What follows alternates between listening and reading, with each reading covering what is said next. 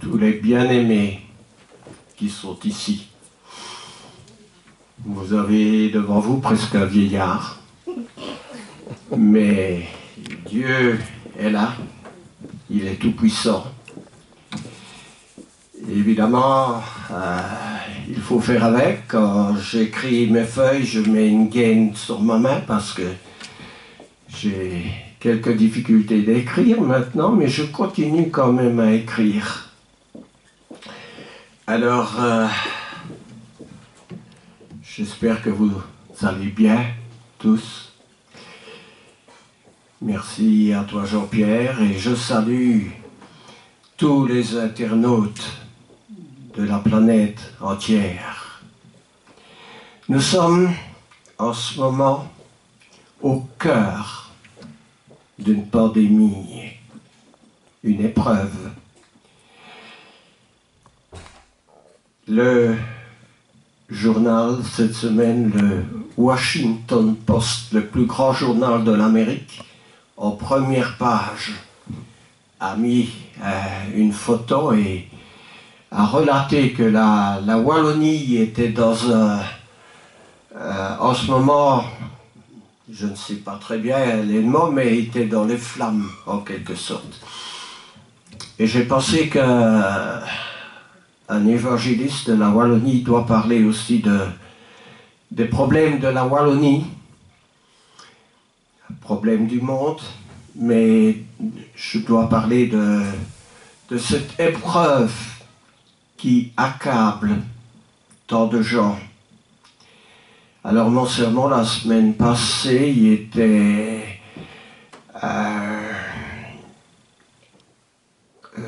voilà que j'oublie le mot. Qui s'en souvient? Le sermon de la semaine dernière? Oui. Sur la souffrance. Sur la souffrance. Merci. C'est une preuve de mon esprit qui peine. La souffrance, et aujourd'hui, le mot-clé de ma prédication, c'est « Prenez courage ».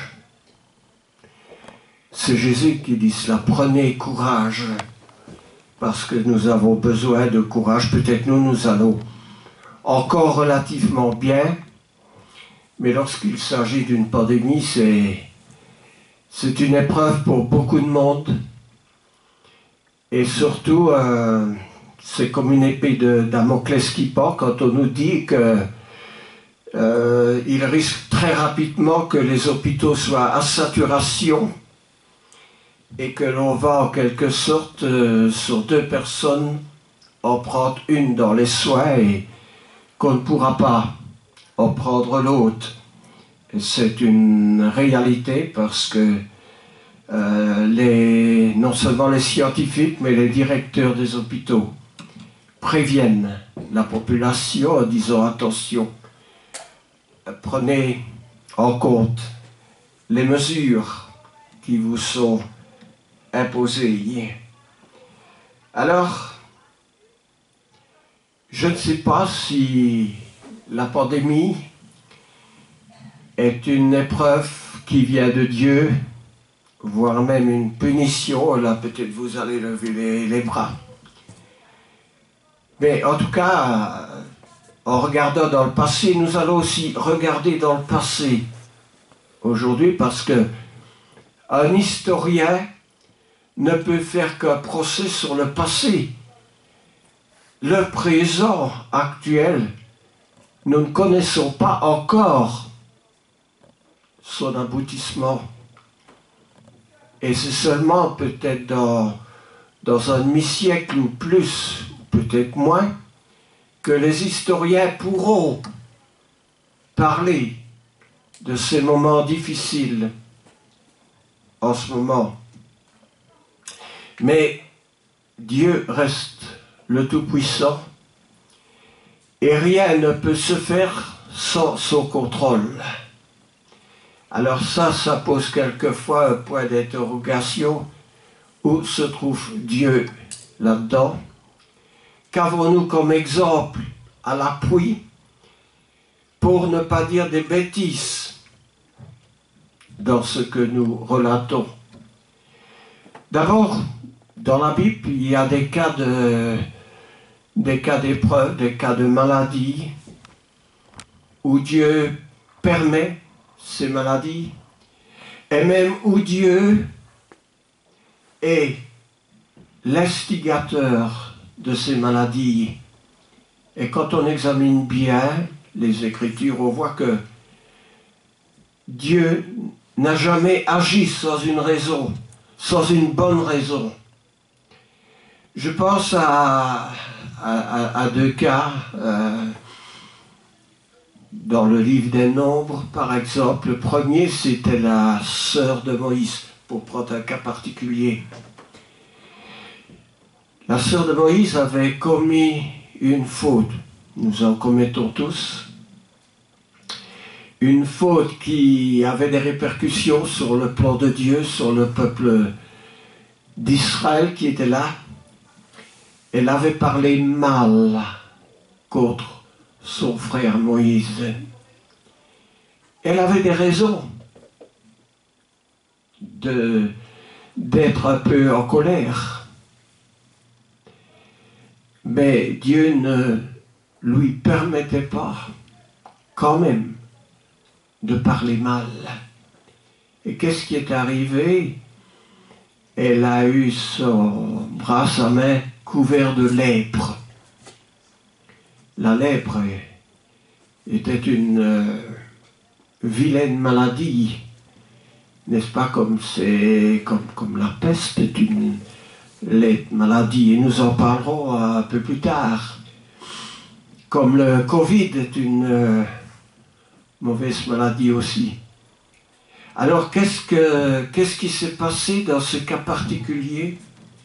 Eh bien, dans ce cas particulier, on a prié le Dieu Tout-Puissant. Moïse a prié, et d'autres ont prié avec lui. Et l'épreuve s'arrêta. Marie, c'était son nom, souvent il y a des Maries dans la Bible. Marie fut guérie, mais elle dut aller en quarantaine. Combien de jours? 7 jours en quarantaine, n'est-ce pas? Avant de reprendre le courant de la vie normale. Le deuxième cas auquel je pense était toujours dans le livre des Nombres, quand le peuple d'Israël a été infidèle à Dieu, et aussi quand ils ont parlé mal contre Dieu, contre ses serviteurs. Il y a eu les serpents brûlants. Ils étaient dans le désert. Les serpents brûlants, dans le désert, il y a beaucoup de serpents. Et c'était une épreuve que Dieu leur a infligée pour leur dire, mais arrêtez votre mode de vie, arrêtez vos critiques, arrêtez votre indifférence. Et évidemment, il y avait beaucoup de personnes qui ont été affectées par ces serpents brûlants et qui sont morts, comme on meurt de maladie aussi. Et évidemment, qu'est-ce qui a pu arrêter ces serpents brûlants qui décimaient le peuple? C'est la prière. C'est la demande à Dieu pour la protection et d'arrêter cette plaie. Et Dieu a arrêté la plaie. Dieu peut arrêter toute plaie. Dieu peut arrêter toute épreuve, toute tribulation. Jésus dit, vous aurez des tribulations dans le monde. Et Jésus ajoute, mais prenez courage. Jésus dit, j'ai vaincu le monde. Donc nous allons parler aussi de ce qui remporte la victoire. J'ai vaincu le monde.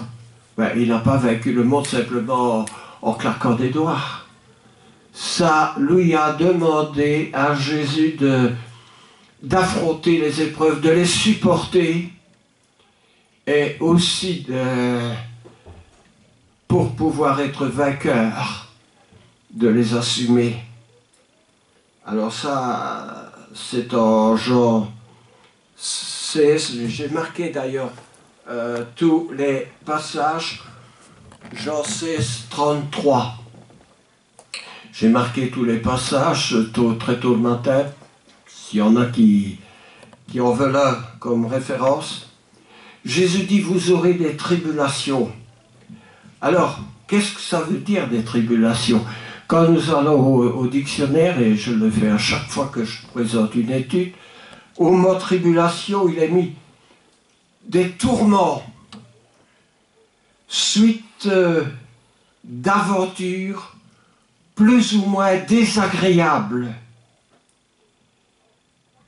des revers, des obstacles à surmonter.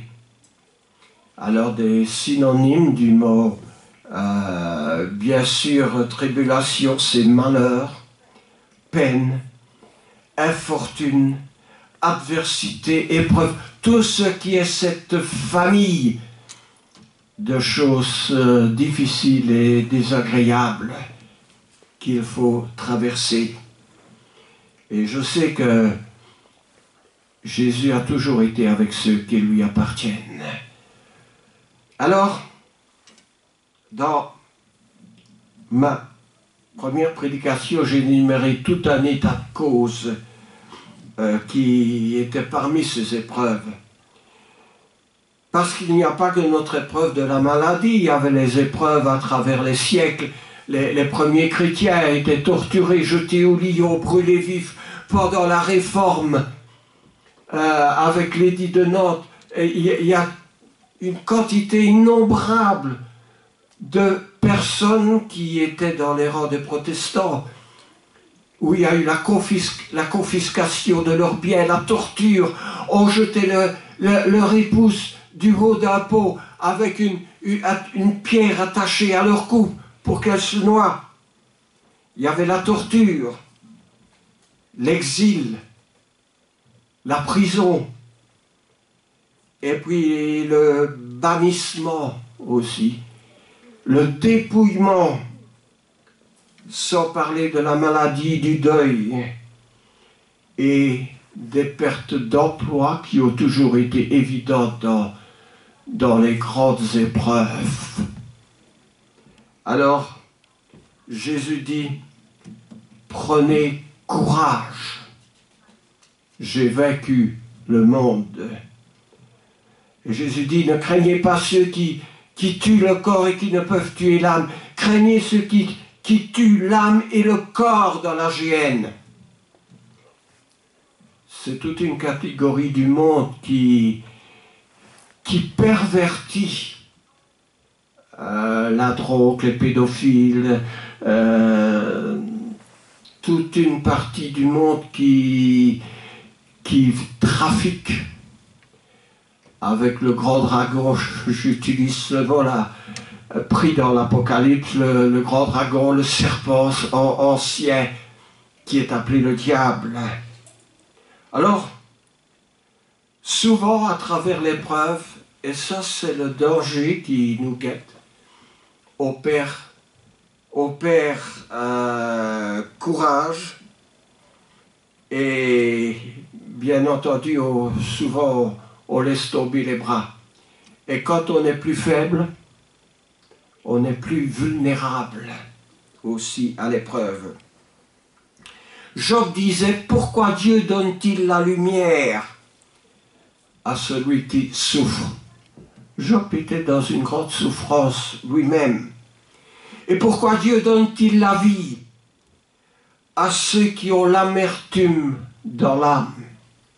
Job parle bien comme un personnage qui est au cœur de la souffrance, et non pas, il ne parle pas de l'épreuve ou de la maladie comme étant un constatateur. Job dit encore, qui espère en vain la mort, ceux qui espèrent en vain la mort, et qui la convoitent plus qu'un trésor, qui serait transporté de joie et saisi d'allégresse s'il trouvait le tombeau. C'est en Job au chapitre 3, les versets 20 et 21. Il parle des désespérés, ceux qui ne sortent ne plus rien attendre de la vie, qui veulent mettre fin à leur souffrance. Mais Job avait aussi dit, je suis excédé d'agitation jusqu'au point du jour. Apparemment, Job ne dormait pas bien, il était tellement tourmenté. C'est en Job au chapitre 7, les versets 3 et 4. Alors, il y a tout un, on va dire, un cocktail d'épreuves, de tribulations. Mais Job ne s'est pas laissé vaincre par le mal. Et il en est sorti une victime bien touchée, mais aussi reconnaissant d'avoir vaincu le mal. Par nos infortunes actuelles, il y a la maladie. Il y a la pandémie qui frappe et qui a toujours frappé au bout de grands intervalles. Je vais prendre le cas d'une autre pandémie comme exemple. Il y a eu plusieurs reconstitutions dans l'histoire relatant des faits qui auraient pu se produire et qui font l'objet de romans sur une pandémie qui a eu lieu, qui a été très dévastatrice, c'est la peste noire. La peste noire. J'ai vu cette semaine dans un film quelqu'un qui était touché de la peste noire. Son pied était plus noir que le charbon. Et si mes frères africains, vous pensez être noirs, la peste noire est plus noire que la couleur d'un Africain. Elle produit la décomposition après. Alors, bien sûr, on en a fait des romans. Il y en a qui s'appellent La Porte du Monde, qui décrit la peste noire comme étant très meurtrière. Il y a eu des films aussi. On a entendu peut-être parler du joueur de flûte. Eh bien, c'est un film qui se déroule pendant la période de la peste noire. Et puis, il y en a d'autres, mais je ne vais pas m'étendre. Et il y en a sur les croisades. Pourquoi sur les croisades? Parce que la peste noire a eu lieu au XIVe siècle, c'est-à-dire des années 1330 à l'année 1400. Et cette peste noire est arrivée parce que quand les bateaux sont revenus avec les croisés, il y avait des rats vecteurs de la peste dans les cales des navires. Alors on pourrait penser ceci. Ces croisés sont allés pour de multiples raisons se battre pour un tombeau qui était vide. Ils avaient la croix dans une main et l'épée dans une autre main, comme pour la conquête des Amériques à l'époque de Christophe Colomb. Et ils ont été massacrés des populations en Palestine. Population juive, hommes, femmes, enfants. Alors, ils les ont massacrés parce qu'ils étaient des musulmans et que ceux qui avaient la croix étaient des chrétiens. Mais Jésus n'a jamais voulu cela.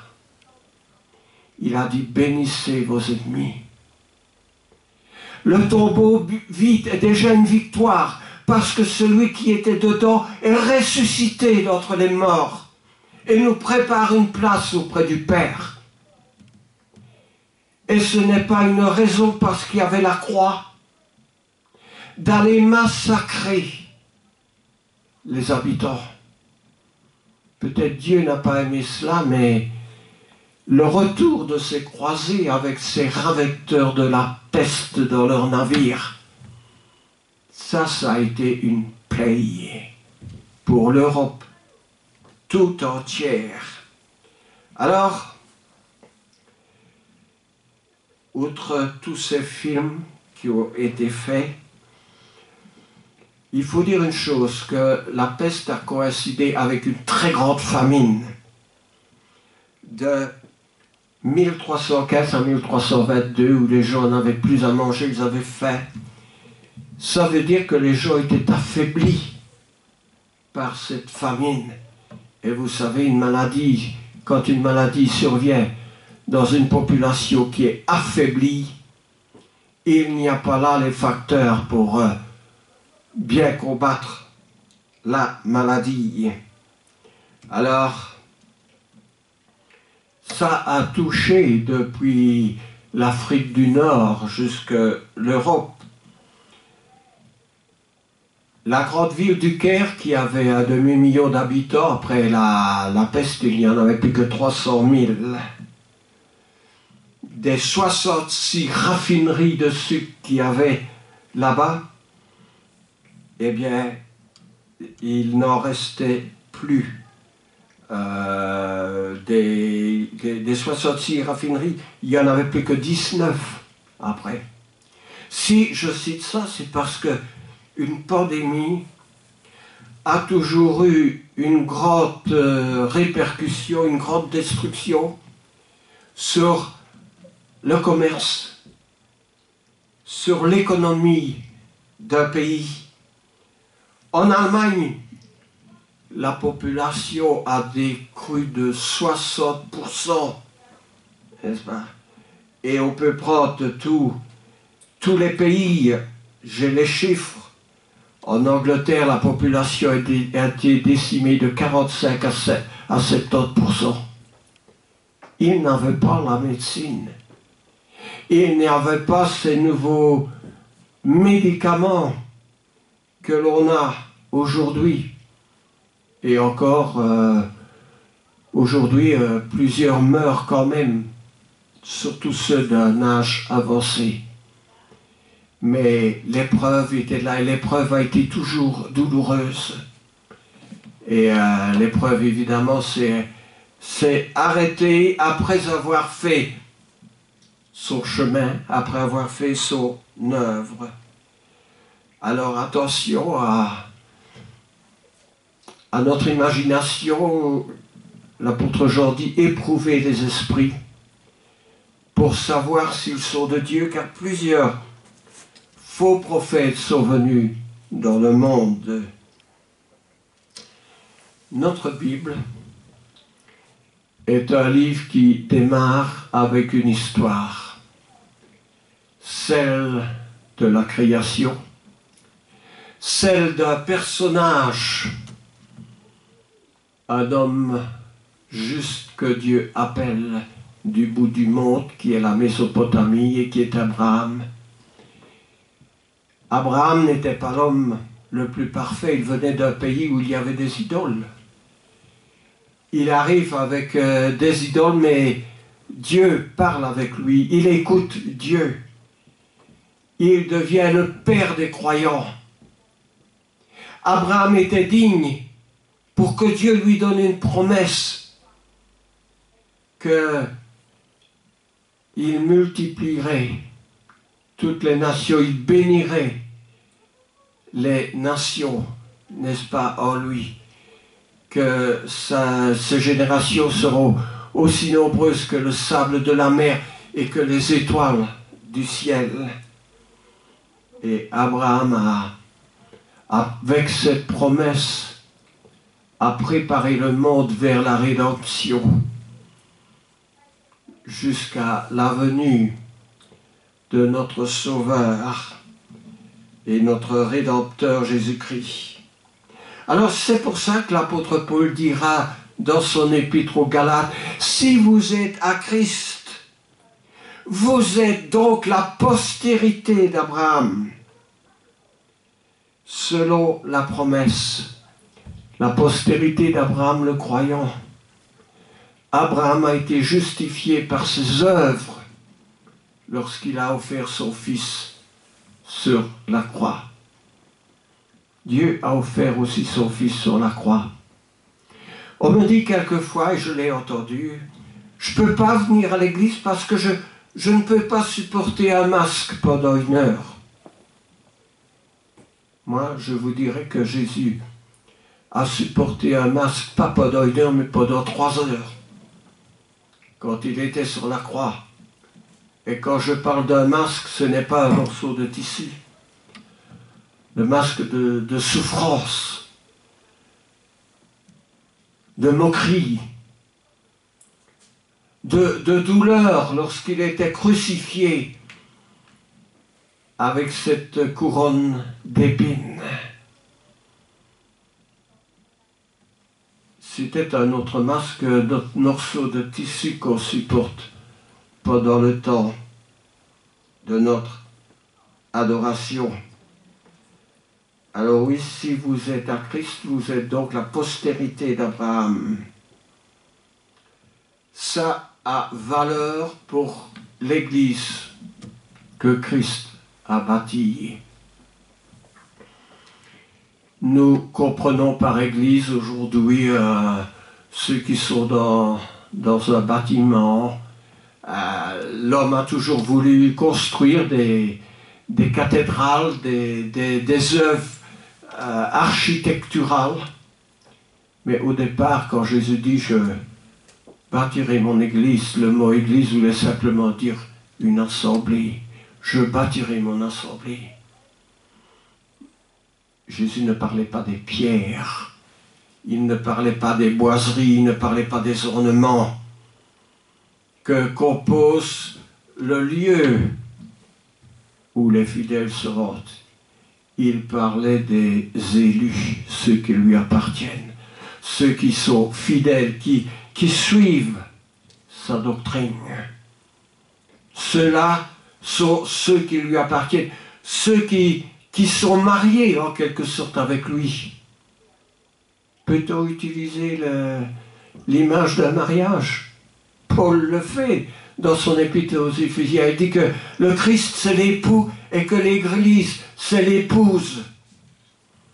Eh bien, nous sommes une épouse qui avons pris le nom de notre mari, de Christ,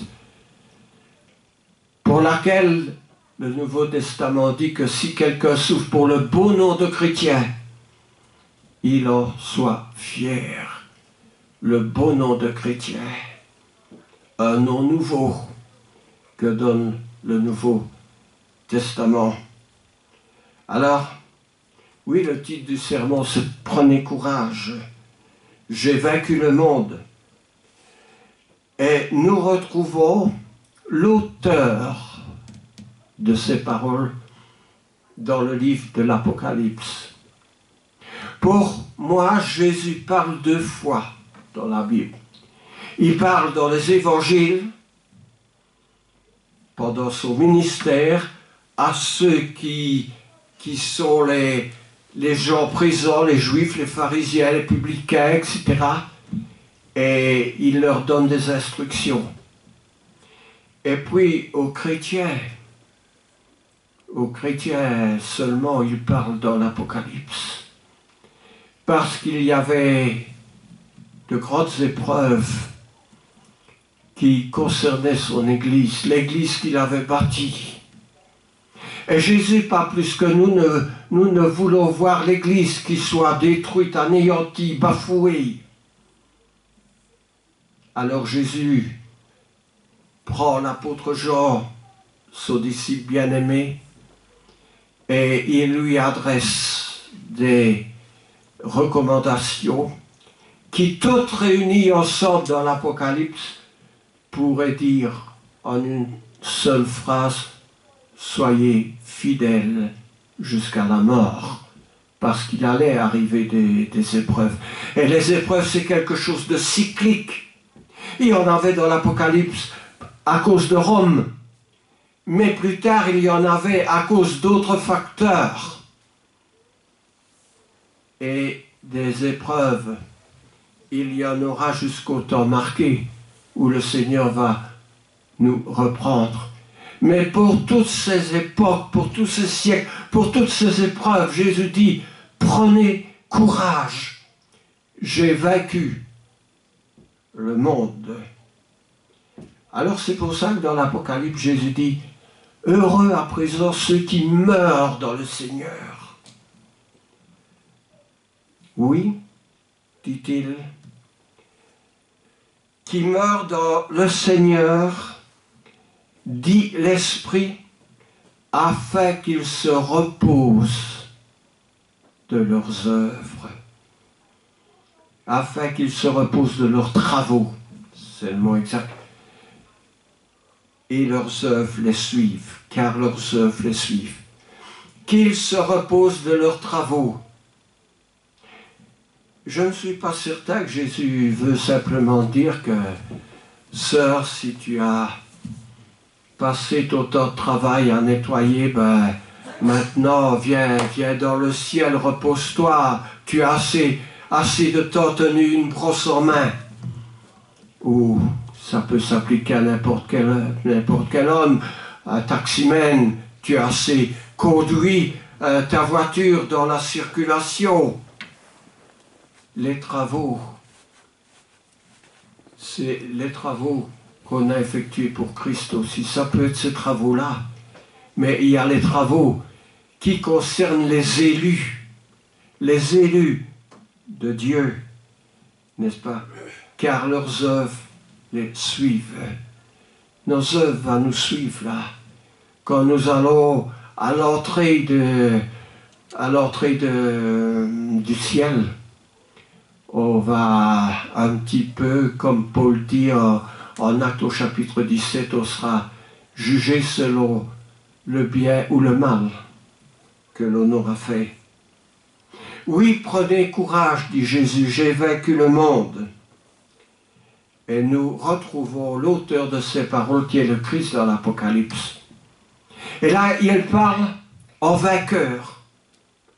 Pour ceux qui vont traverser l'épreuve, qui vont la supporter et qui vont vaincre quelque épreuve de quelque genre qu'il soit. Alors, l'apôtre Jean dans l'Apocalypse, il est dans sa vision, il dit, je regardais et voici parut un cheval blanc. Celui qui le montait avait un arc et une couronne. Et il y a deux mots pour couronne dans la Bible, mais le mot couronne là, Stéphanos, c'est une couronne de vainqueur, comme celui qui a remporté un prix, une victoire, une course. Une couronne lui fut donnée et il partit en vainqueur pour vaincre. Il partit en vainqueur pour vaincre. Ça transpire la confiance, n'est-ce pas? Partir en vainqueur pour vaincre, n'est-ce pas? Celui qui adhère à la cause de Jésus partage son nom, mais aussi il adhère à son héritage. Son héritage est la vie éternelle qui se trouve dans le camp des vainqueurs. Alors Jésus parle plusieurs fois dans l'Apocalypse du courage et des vainqueurs. Jésus dit, à celui qui vaincra, je donnerai à manger de l'arbre de la vie qui est dans le paradis. Où trouve-t-on l'arbre de la vie? En Genèse, dans le jardin d'Éden. Mais cet arbre, on n'a pas accès. On n'a plus accès à cet arbre. Mais ça veut dire que celui qui va vaincre aura à nouveau accès à cet arc. Jésus dit encore 2:11, à celui qui vaincra n'aura pas à souffrir la seconde mort. parce que l'on sera devant Jésus, les souffrances, c'est terminé. On aura assez souffert sur cette planète. Et Jésus ne s'amuse pas par la souffrance des hommes. À celui qui vaincra et qui gardera jusqu'à la fin mes œuvres, dit Jésus, je donnerai autorité sur les nations. Apocalypse 2, 26. Encore, en Apocalypse au chapitre 3, au verset 5, celui qui vaincra sera revêtu de vêtements blancs. Je n'effacerai point son nom du livre de la vie, et je confesserai son nom devant mon Père et devant les anges. C'est plus noble que d'être sous-estimé, que d'entendre dire « je ne vous connais pas ». C'est humiliant d'entendre dire « je ne vous connais pas ». Sera revêtu de vêtements blancs, et dans un passage il est dit que nous aurons un caillou blanc. Le caillou blanc est donné à ceux qui en sont dignes. Il était donné au tribunal. On donnait soit un caillou noir ou un caillou blanc. Mais celui qui recevait le caillou blanc, il était justifié, il était libéré. Il y avait un non-lieu concernant ces accusations. Mais Jésus ne s'arrête pas là dans l'Apocalypse. À celui qui vaincra, je ferai de lui une colonne dans le temple de mon Dieu, et il n'en sortira plus. Une colonne.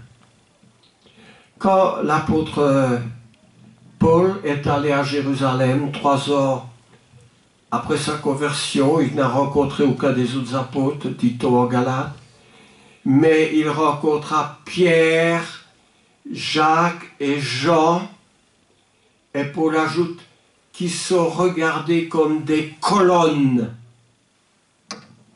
dans l'Église. Nous avons 4 colonnes ici. Essayez d'enlever tous les 4 colonnes à la fois et vous ne sortirez pas de cette salle. Le plafond vous tombera dessus. Les frères, les sœurs sont des colonnes. Nous avons des cours, l'école du maître, pour aider les chrétiens à ce qu'ils soient plus engagés. De meilleurs serviteurs, ce n'est pas des cours de prédicateurs, c'est des cours destinés aux chrétiens pour devenir plus forts, plus connaissants. Eh bien, celui qui vaincra sera une colonne, non pas dans cette salle, mais regardez comme une colonne dans le temple de Dieu. Le temple de Dieu, il ne se trouve plus à Jérusalem. Il est détruit, ce temple-là, qui était le temple de Dieu. Le temple de Dieu, aujourd'hui, est regardé comme étant appelé la Nouvelle Jérusalem dans le ciel. Alors oui, encore la cerise sur le gâteau. Quand Jésus dit, celui qui vaincra, je le ferai asseoir. Analysons bien ces paroles. Je le ferai asseoir avec moi, dit Jésus, sur mon trône, comme moi j'ai vaincu. J'ai vaincu et je me suis assis avec mon Père sur son trône. Est-ce que nous nous imaginons quelle gloire, quelle félicité, quel honneur, quelle récompense, être assis avec Jésus sur son trône. Connaissons-nous quelque chose de plus solennel, de plus grand, qui a plus de valeur que cela? Mais pour ceux qui se sont opposés à Christ, eh bien, il y a eu, encore dans l'Apocalypse, Michel et ses anges. Michel était un archange au-dessus des anges qui furent vainqueurs contre l'accusateur parce que Jésus a une armée d'anges avec lui. Ces anges ont détruit l'armée des Assyriens qui venaient assiéger la ville de Jérusalem autrefois. Et le matin, il y avait 85 000 morts dans le camp des ennemis. Parce que le peuple d'Israël dans la ville de Jérusalem n'était pas des militaires. Ils n'étaient pas assez forts. Et c'est l'Éternel qui a combattu pour son peuple. Quand les Israélites sont sortis des Juifs, Pharaon et toute son armée et ses chars étaient là pour reprendre les Israélites qui s'échappaient. Mais l'Éternel était là pour combattre avec son peuple. Quand ils sont entrés dans la terre promise et qu'ils ont pris la première ville, Jéricho, qui était entourée de murailles, faites 6 fois le tour et criez, moi l'Éternel, je suis là. Je suis celui qui va combattre pour vous, si vous n'en avez pas la force. Dieu peut combattre pour nous dans cette maladie, dans cette épreuve qui est la pandémie. Vous pouvez écouter la radio, la télévision, vous n'entendrez pas parler de Dieu. Il n'y a aucun des spécialistes, aucun des médecins, aucun des politiques qui vont dire « Priez Dieu, ayez confiance, l'Éternel, le Tout-Puissant est là ». Non, celui qui remplace le Tout-Puissant, c'est l'homme. L'homme qui décide, l'homme qui conseille. Mais il y a un grand oubli. Il y a celui qui est le roi des rois, le Seigneur des seigneurs, celui dont on ne veut pas parler aujourd'hui. Parce qu'on se substitue à lui en prenant son autorité et en ne faisant pas appel à son nom. Appel à son nom, c'est une humilité de se reconnaître comme un humain, comme la créature du Créateur, et non pas du crocodile qui est sorti de la mer et qui est, par une théorie d'évolution, qui est devenu l'homme, ou par un singe, comme disait Darwin, qui est descendu de l'arbre et qui s'est transformé en singe. La Bible nous donne quelque chose, une explication qui est plus crédible, qui est plus noble. Alors, celui qui combattra contre l'agneau de Dieu, l'agneau les vaincra, parce qu'il est le Seigneur des seigneurs, le roi des rois, les appelés, les élus, les fidèles, dernier passage, qui sont avec lui, les vaincront aussi.